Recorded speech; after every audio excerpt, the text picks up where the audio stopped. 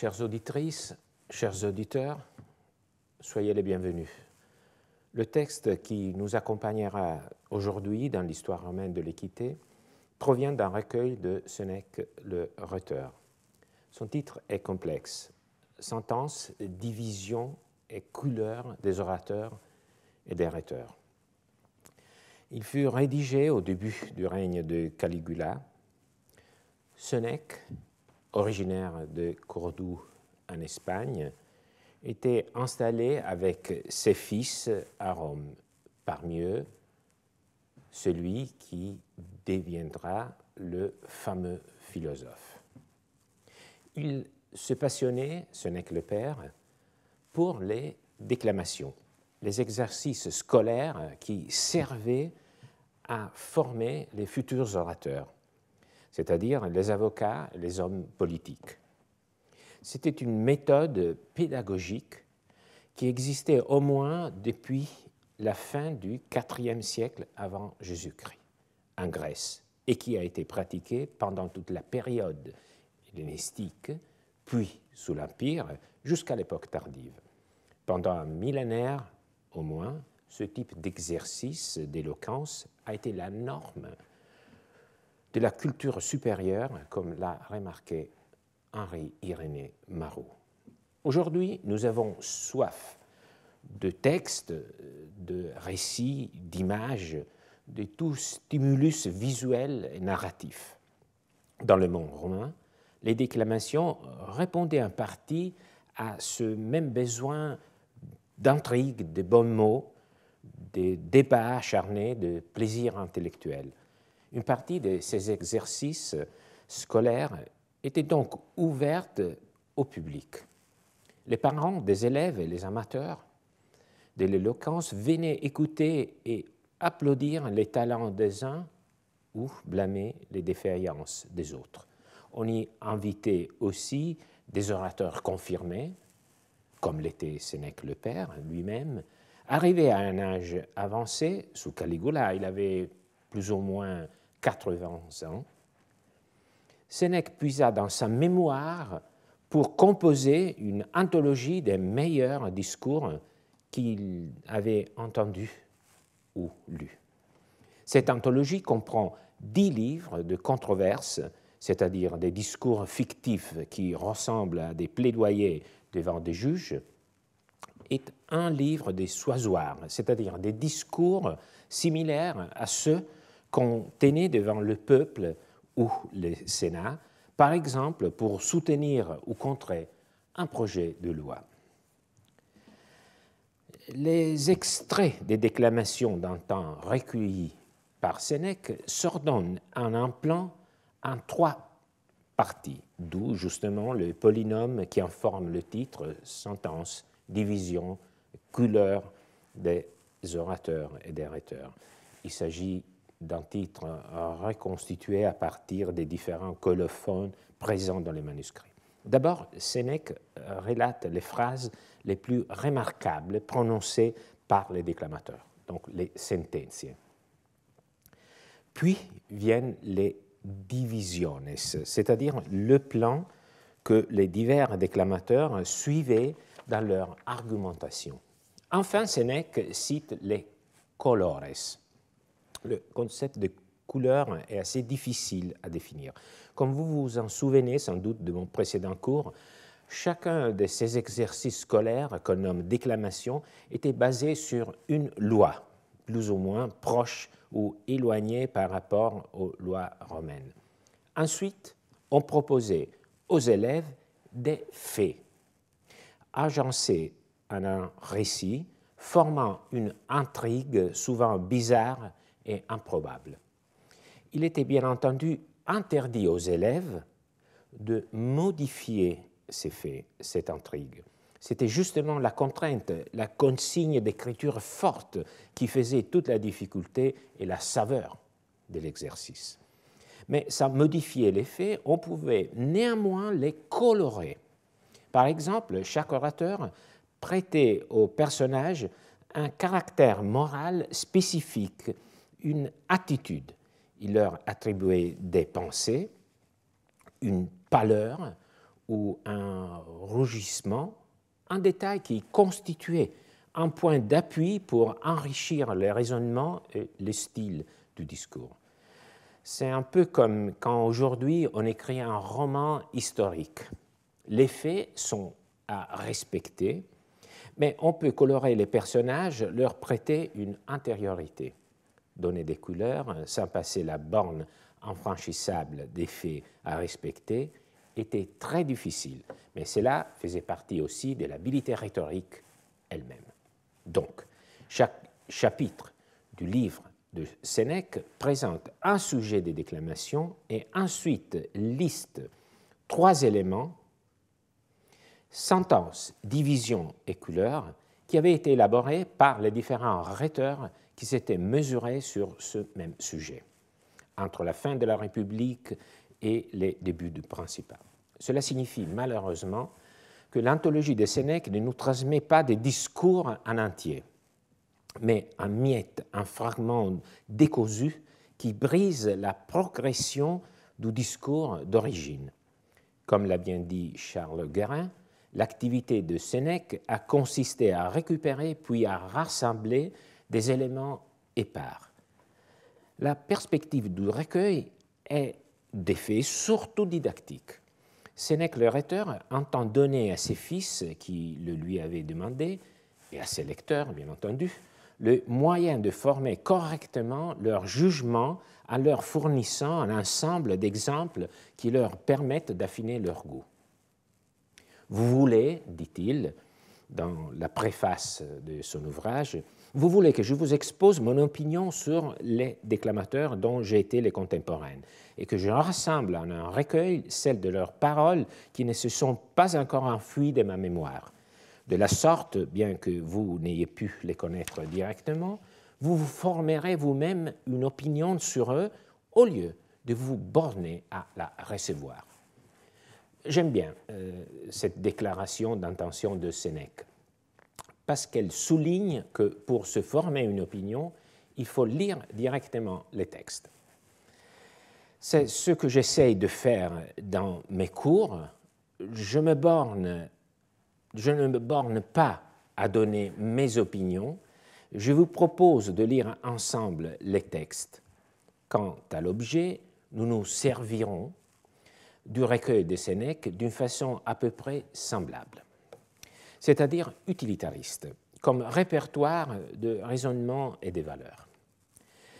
Car s'il est vrai que les sujets des déclamations étaient souvent maniérés et paradoxaux, c'est justement pour cette raison qu'il testait la capacité des élèves à aborder des dilemmes moraux et des perplexités juridiques. Les sujets des déclamations s'apparentent donc à ce qu'on appelle aujourd'hui, en anglais, des hard cases, des cas douteux, des cas difficiles, où nous avons affaire à la signification périphérique de la norme, où le droit entre dans une pénombre, un flou, une ambiguïté qui impose et aiguise les raisonnements. Venons donc au texte, tiré du premier chapitre du premier livre. Voici la norme et les sujets de la déclamation, dont le titre moderne est « L'oncle qui chasse son fils adoptif ».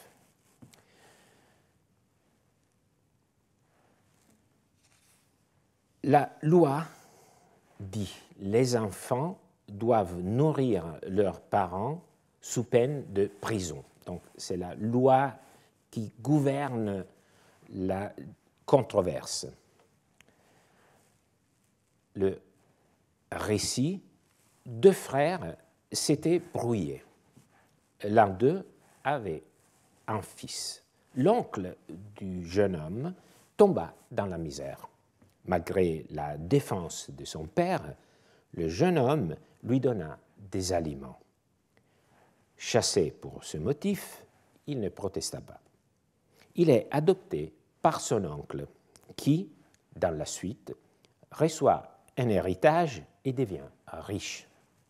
Alors, son père commença à être dans le besoin. Malgré la défense de son oncle, le jeune homme lui donne des aliments. Il est chassé par son oncle, père adoptif. Même si le récit est syncopé d'une concision impitoyable, il n'est pas difficile de saisir l'intrigue, parce que tout tourne autour d'un dispositif symétrique. Les faits sont spéculaires, continuellement renversés. C'est l'intrigue du chiasme. Le protagoniste est un jeune homme, évidemment au cœur généreux, qui se trouve pris dans la tenaille de la haine qui sépare son père de son oncle. Donc, symétrie des haines, mais aussi symétrie des faits, qui rappelle immédiatement le balancement de la chance, le renversement toujours possible des destins. Dans un premier temps, c'est l'oncle qui se trouve dans le besoin. Le père interdit alors au fils de l'aider, mais le fils désobéit au père et vient au secours de l'oncle. À cause de sa désobéissance, le père le chasse et l'oncle l'adopte. Ici aussi une symétrie, ou plutôt le chiasme. À cause du même fait, le fils chassé par l'un est adopté par l'autre. Ensuite, c'est le vieux père naturel qui tombe dans le besoin et l'histoire repart de zéro avec des rôles inversés. C'est maintenant l'oncle devenu père adoptif qui interdit au jeune homme de secourir son père naturel en détresse. Le jeune homme désobéit encore, secourt le père naturel, était chassé pour punition par son oncle père adoptif. L'histoire a fait un tour complet.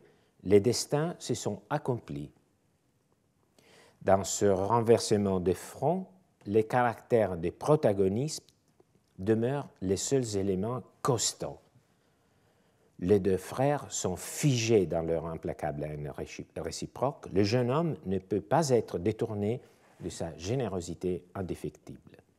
Le chiasme de l'intrigue réside aussi dans la confrontation de la puissance paternelle à l'humanité spontanée.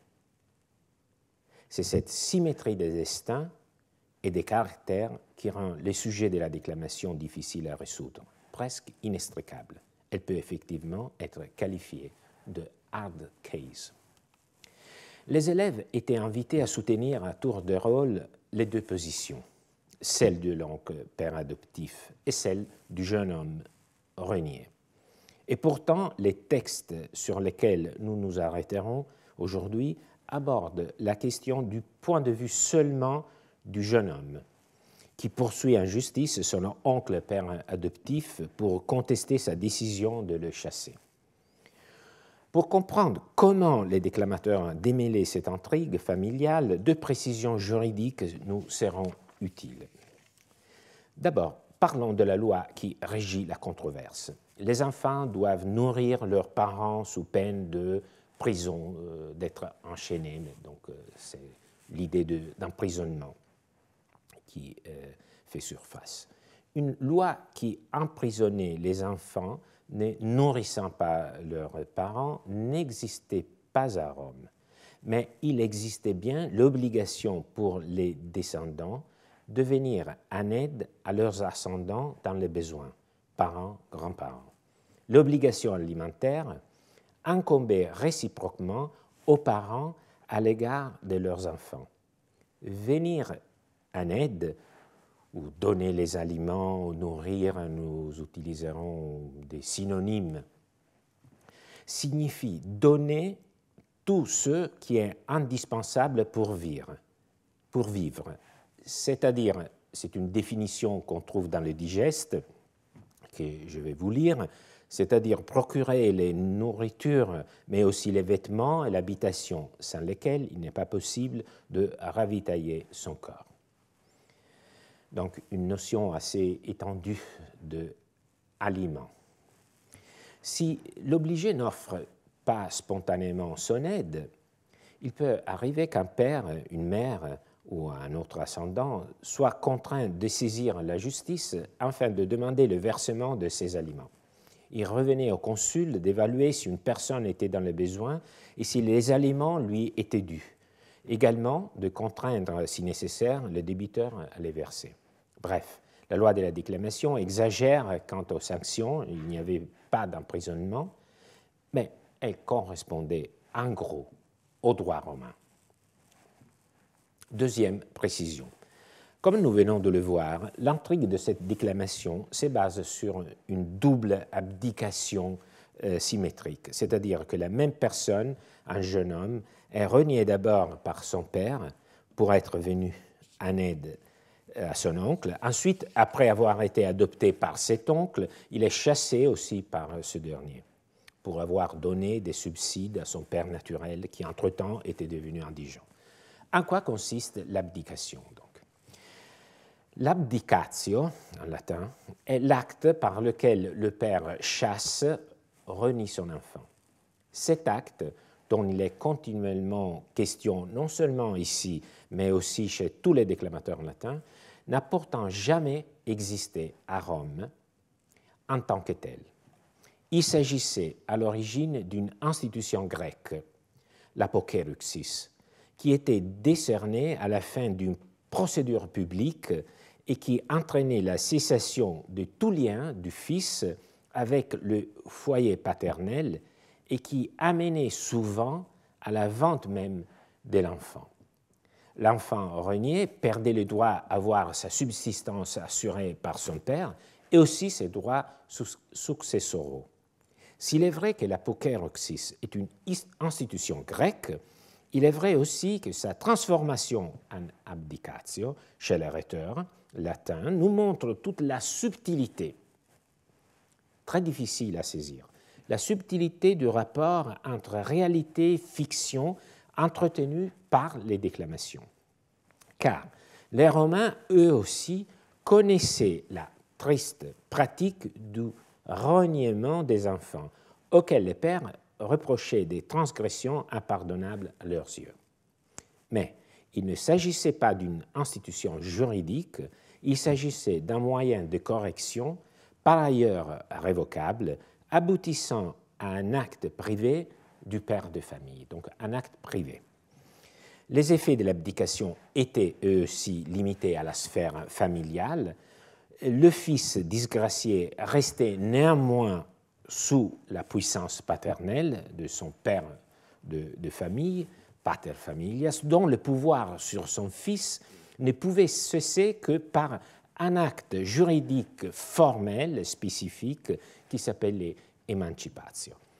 Le fils renié ne perdait même pas ses droits successoraux envers son père, mais si son père voulait l'exclure de la succession, il pouvait le déshériter expressément dans son testament. Or, si vous mettez tous ces éléments ensemble, vous arrivez à la conclusion que même si à Rome l'abdication à la grecque n'existait pas en tant que telle, il y avait un éventail d'actes qui, en fin de compte, produisaient des conséquences qui se rapprochaient beaucoup de l'acte de apokéruxis grec. C'est pourquoi, pour les Romains, il n'était pas du tout absurde de construire des déclamations, comme celle que nous sommes en train de commenter, centrées sur l'abdicatio, cette institution qui n'existait pas à Rome et qui pourtant y était connue sous une autre forme. Et en effet, Quintilien lui-même nous le dit exprès. Ces sortes de questions, il nous dit, sont traitées aussi dans des vrais procès. Donc c'est l'opposition entre les vrais procès et les déclamations en tant qu'exercice scolaire. Donc ce sujet propre aux déclamations scolaires donnait lieu à des questions qui étaient traitées aussi dans des vrais procès. Mais pourquoi? Parce que les arguments qu'on utilise à l'école pour un enfant renié, on les utilise au barreau pour un enfant déshérité qui réclame son bien devant le tumvir, c'est-à-dire devant le juge compétent à Rome pour les litiges concernant les héritages. Pour résumer, le cadre normatif de cette déclamation ne correspond pas exactement au droit romain, mais il lui est apparenté. N'en est qu'une déformation volontaire, j'ose dire une déformation contrôlée, qui leur permet de développer des raisonnements qui, sans trop de difficulté, pouvaient être adaptés, comme nous le dit Quintilien, aussi à une discussion sur le plan du pur droit romain au barreau. Maintenant, nous avons tous les outils pour comprendre les aspects juridiques en jeu. Venons donc à la façon dont les rhéteurs développaient la controverse du point de vue du Fils.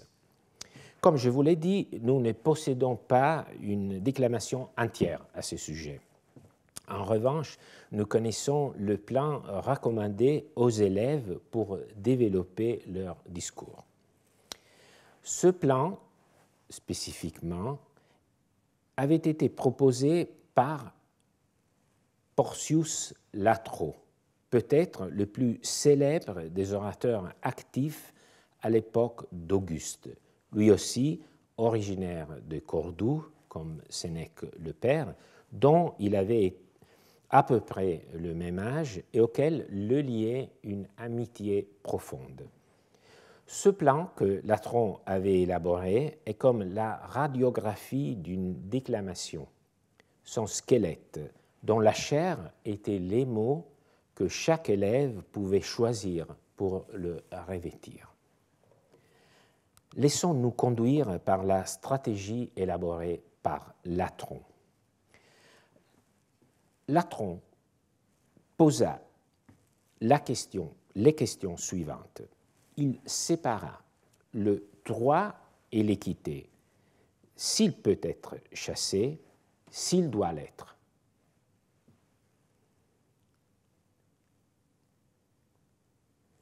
Selon Latron, si ce jeune homme, ou pour mieux dire son avocat, veut contester son rejet par son oncle, donc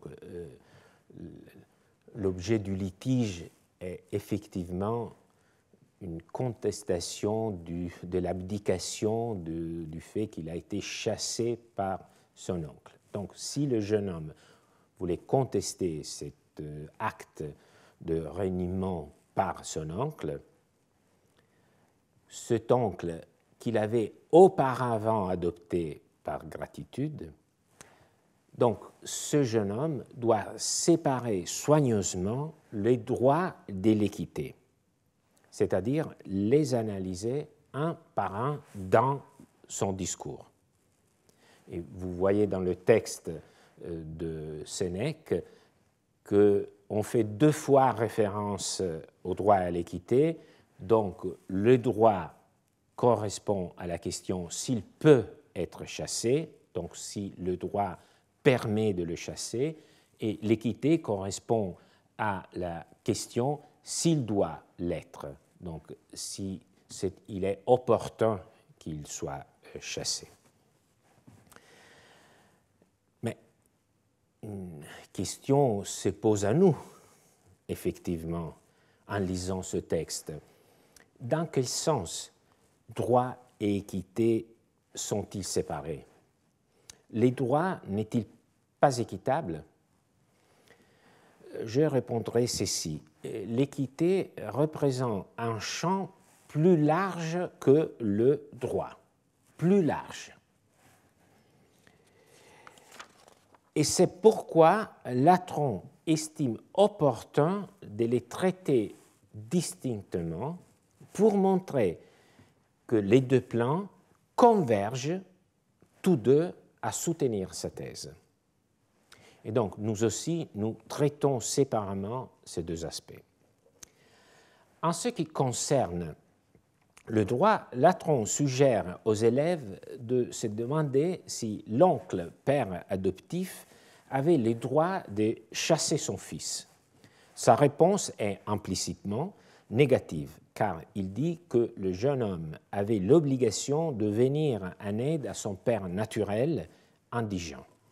Par conséquent, il n'est pas légitime que le jeune homme soit chassé par son oncle pour avoir obéi à une norme juridique.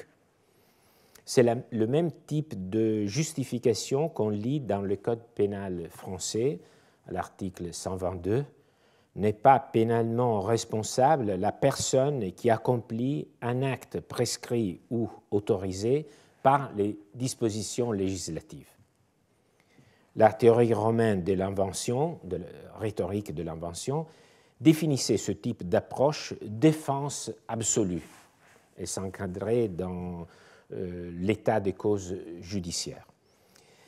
Et on l'appelait défense absolue car pour se justifier, l'accusé n'a pas besoin de recourir à des circonstances étrangères au fait lui-même. Il peut dire, comme dans ce cas, que l'acte, venir au secours de son père naturel, était non seulement autorisé, mais aussi imposé par le droit. Donc, je me borne à souligner vraiment en passant comment, sans s'en apercevoir, certains principes de la rhétorique antique ont traversé les époques et se sont déposés même dans la législation moderne. Mais pour arriver à cette conclusion, donc que le fils était obligé de venir au secours de son père et donc il ne méritait pas d'être chassé, il faut d'abord démontrer qu'effectivement, ce jeune homme, même après avoir été adopté par son oncle, avait maintenu la qualité de fils de son père naturel, et donc qu'il était encore obligé de lui venir en aide. D'où la question suivante. Perd-on la qualité de fils après avoir été chassé? Donc, imaginons, nous, les élèves, aux prises avec cette déclamation, ils devaient porter des arguments à la faveur de la thèse selon laquelle le renvoi n'ôtait pas la condition de fils à qui le subissait. Mais dans l'intrigue qui était la base de la déclamation, les cas, vous savez bien, étaient plus compliqués, car nous savons que le jeune homme, après avoir été chassé la première fois par son père naturel pour être venu en aide à son oncle dans les besoins, avait été adopté par cet oncle. D'où cette nouvelle question, perd-on la qualité de fils, pas seulement pour avoir été chassé, mais pour avoir été adopté par une autre personne? Voici une représentation de la question. Est-ce que le fils demeure, disons, fils de deux pères, ou est-ce qu'il perd son rattachement à son père naturel?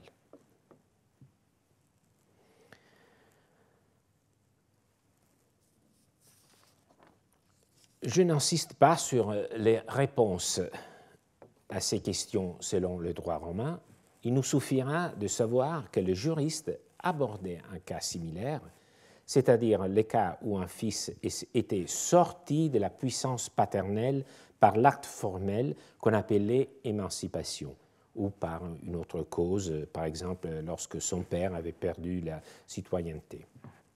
Alors, dans ce cas, qui n'est pas tout à fait le cas de la déclamation, mais vous voyez qu'il y a toujours un décalage entre déclamation et droit, mais c'est un décalage qui nous permet néanmoins d'établir un lien.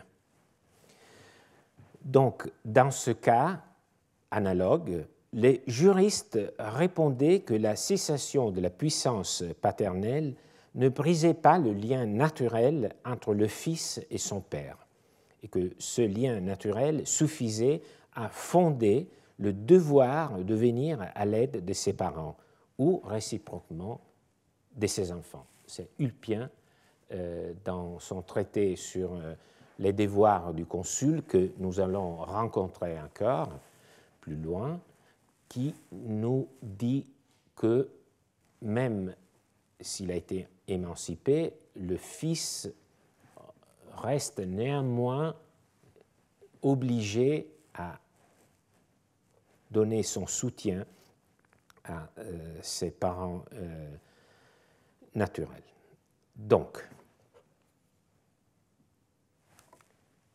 il n'est pas surprenant si Latron, dans son plan, considère que le fils demeurait obligé de venir à l'aide de son père naturel. Et donc, il peut soutenir, dans le cadre de cette défense absolue dont je vous ai parlé, qu'il n'a fait qu'obéir à la loi.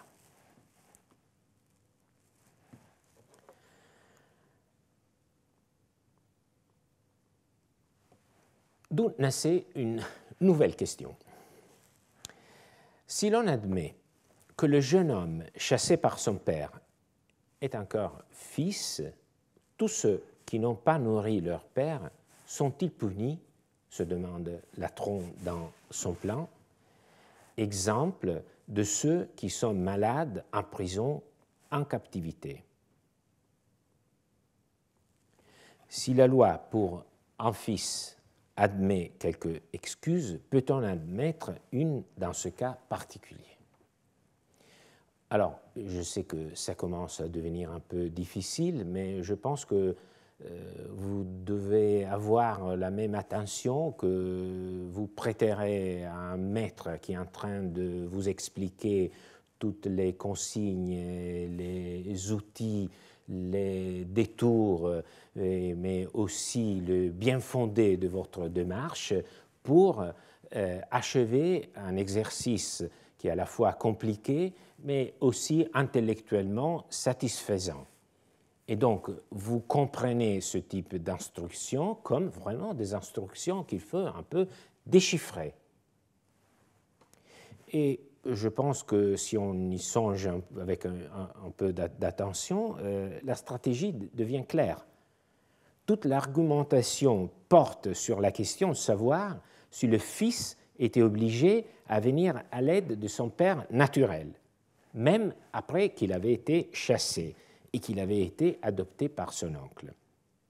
Donc, nous avons vu que la première partie affirmative, il demeure quand même lié à son père par ce lien biologique naturel, et donc cette obligation de lui aller en secours demeure.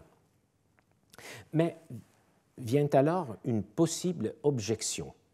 Et c'est ça aussi tout l'intérêt de cette déclamation, de cet exercice, parce que cet exercice nous pousse à comprendre qu'une discussion juridique a toujours deux côtés. Elle est prise dans une polarité. Il y a toujours un argument pour et une possible objection.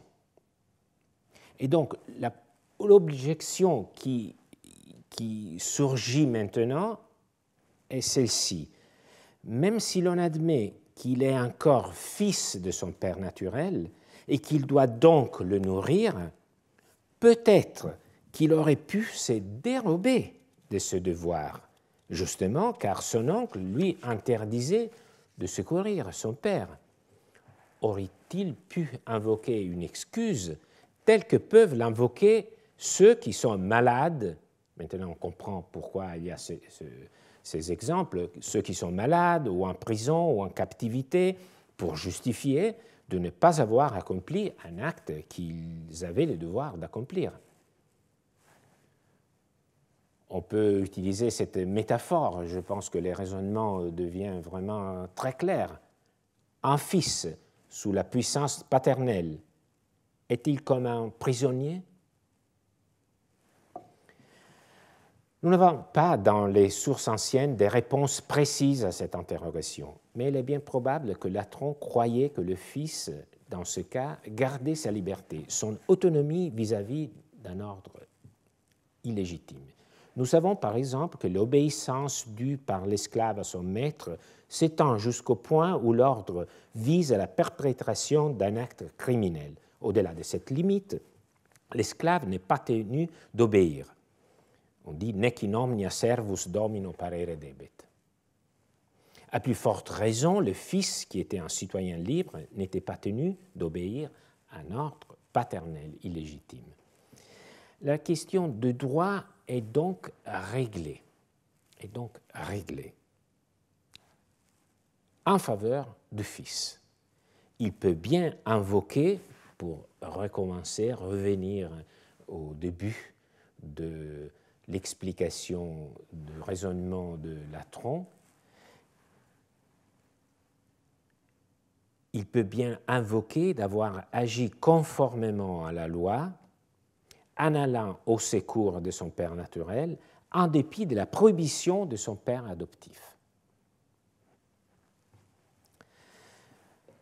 Latron propose maintenant de passer du côté de l'équité. Pourquoi passer sur ce plan? Il ne suffit pas de démontrer que le droit se range du côté de celui qu'on défend. Il faut aussi montrer que l'équité les soutient.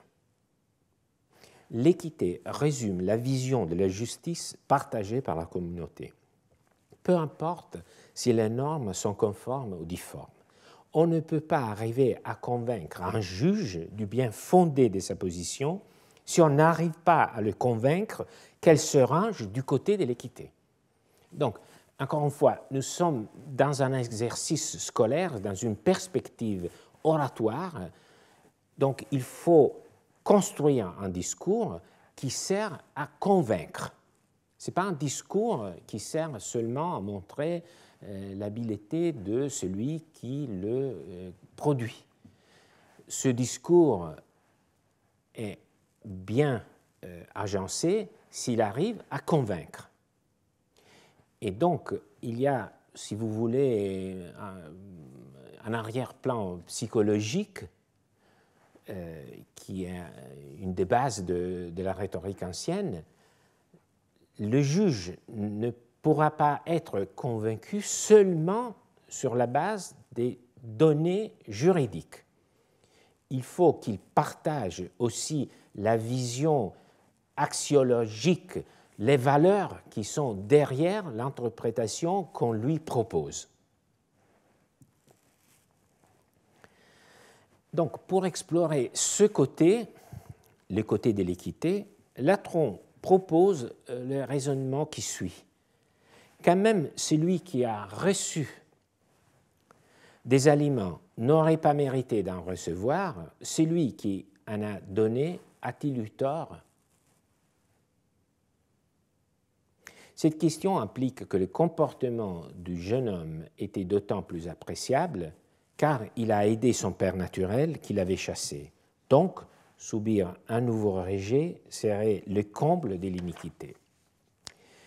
Nous avons procédé jusqu'ici comme sur des rails, ceux qui nous sont tracés par l'impeccable stratégie rhétorique de Latron. Division entre droit et équité, division des questions en sous-questions, mais ici, notre discours risque de voler en éclats. L'équité semble se présenter sous une forme extrêmement vague. Et c'est là que nous pouvons faire un pas en avant, parce que les Romains, rhéteurs et juristes, mais aussi philosophes, avaient compris que l'équité se compose de multiples facettes et qu'il faut essayer d'en faire un catalogue et d'en trouver les fondements. Dans ce cas, l'équité, disent les Romains, est basée sur la nature, plus précisément sur les liens de sang qui unissent les parents et les enfants, les ascendants et les descendants. Cela se reflète dans la déclamation.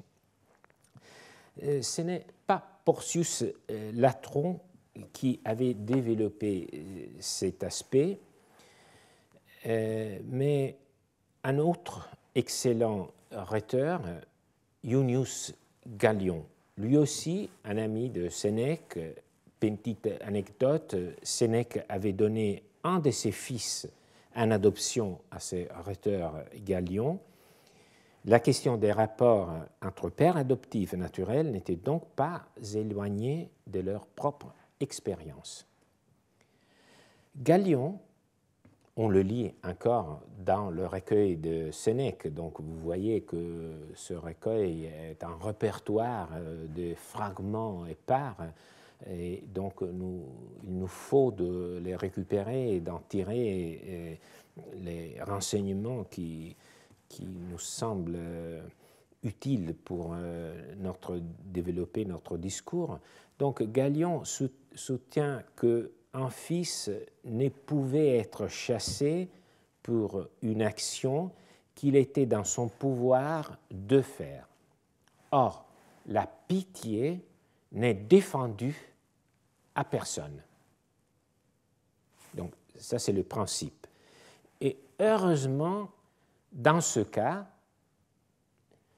nous avons le discours même que Galion, un passage du discours par lequel Galion a essayé d'étayer ce principe.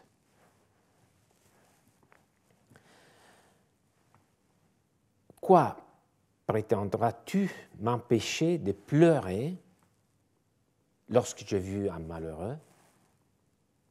Mais défendras-tu de soutenir un homme qu'une action honorable met en danger d'être condamné? Chacun est maître de ses sentiments. Il a des droits qui ne sont pas écrits et qui, cependant, sont plus certains que tous les droits écrits. Je veux être fille de famille, c'est-à-dire toujours soumis à la puissance paternelle, à tes ordres. J'ai le droit de donner l'aumône à un malheureux et la sépulture à un cadavre. On est coupable de ne pas tendre la main à qui est à terre. C'est là un droit commun à l'humanité tout entière.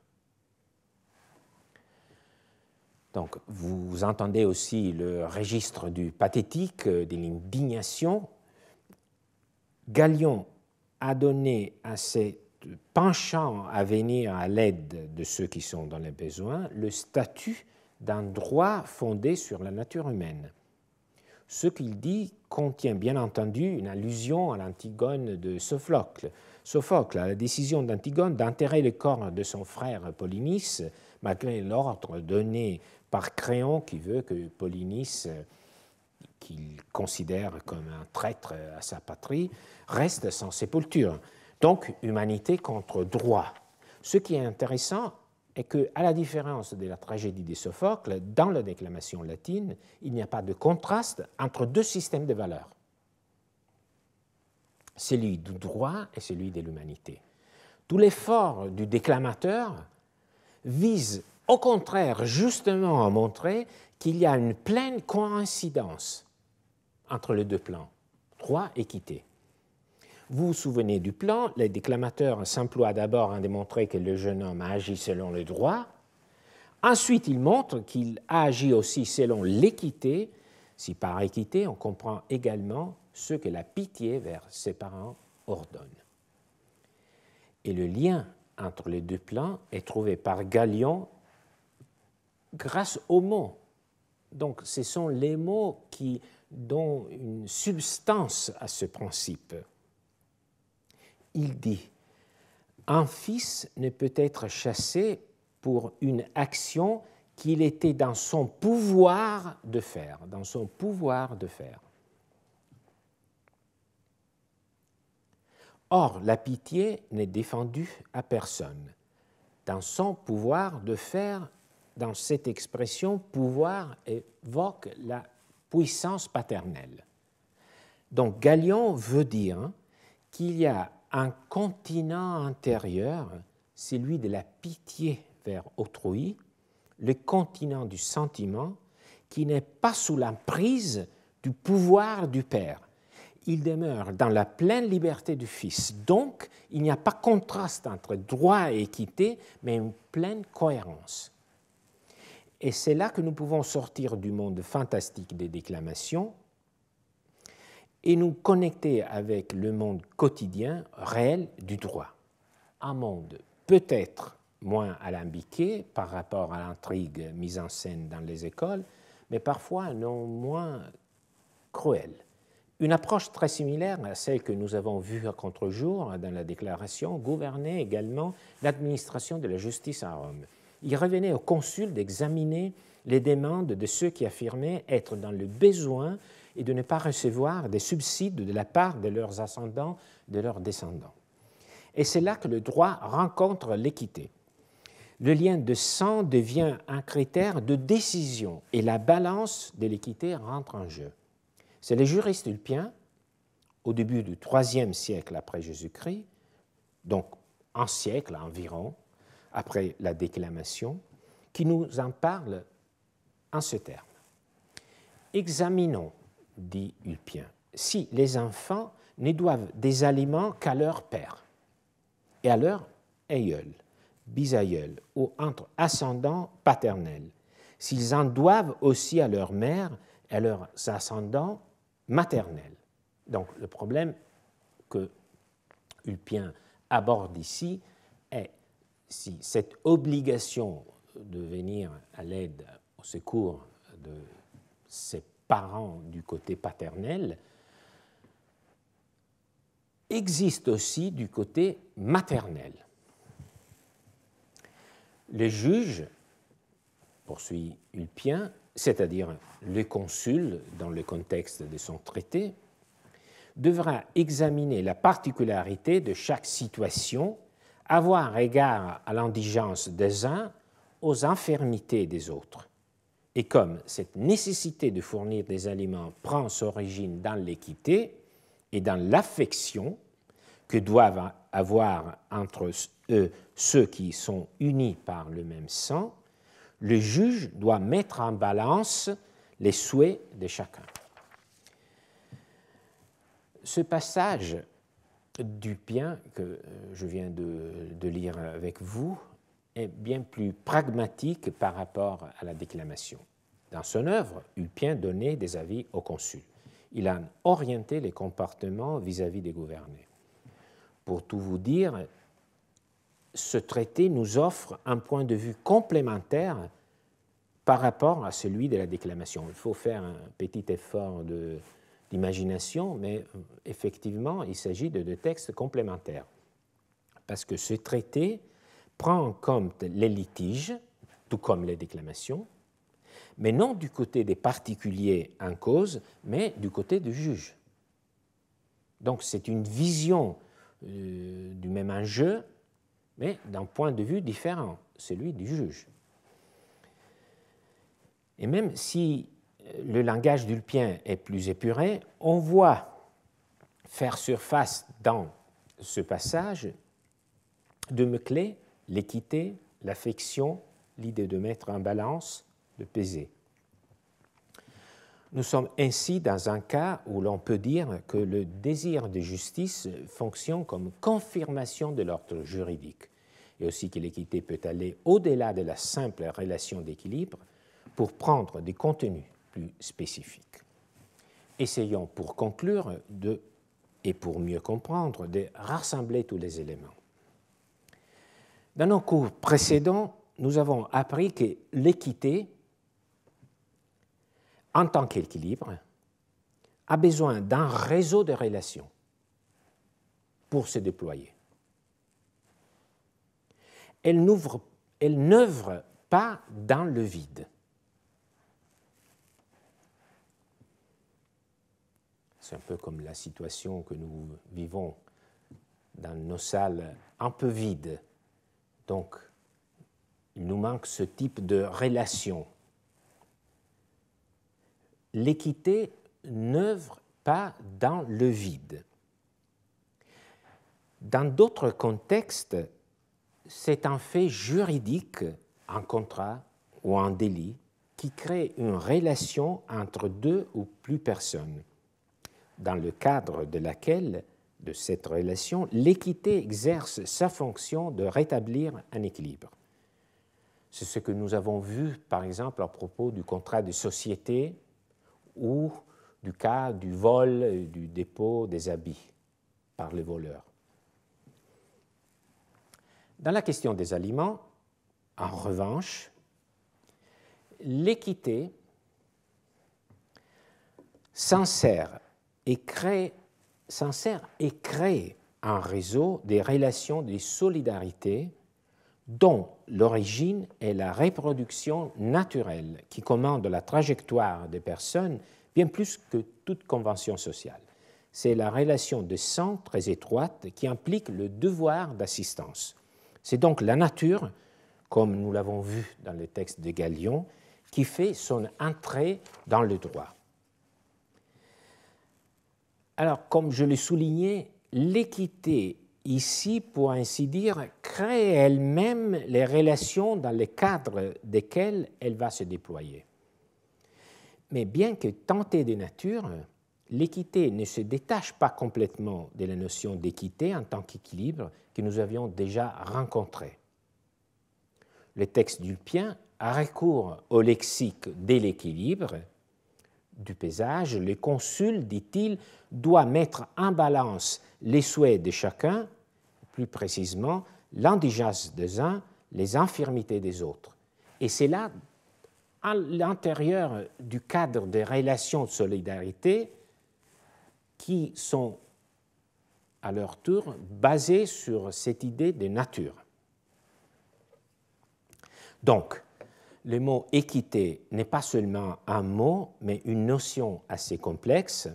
Ce que la déclamation apparemment fantaisiste nous a appris aujourd'hui est que l'équité prend tout son sens dans le cadre d'une anthropologie sociale, c'est-à-dire dans une vision de l'homme en société. C'est une vision qui inclut également les sentiments pour en faire le cœur d'un bon désir de justice. C'était le désir de justice de ce jeune homme dont la seule faute était d'être trop généreux. Je vous remercie de votre attention. J'en profite pour remercier ceux et celles qui ont bien voulu me faire part de leurs commentaires, leurs réactions par mail, et j'espère de vous revoir la semaine prochaine.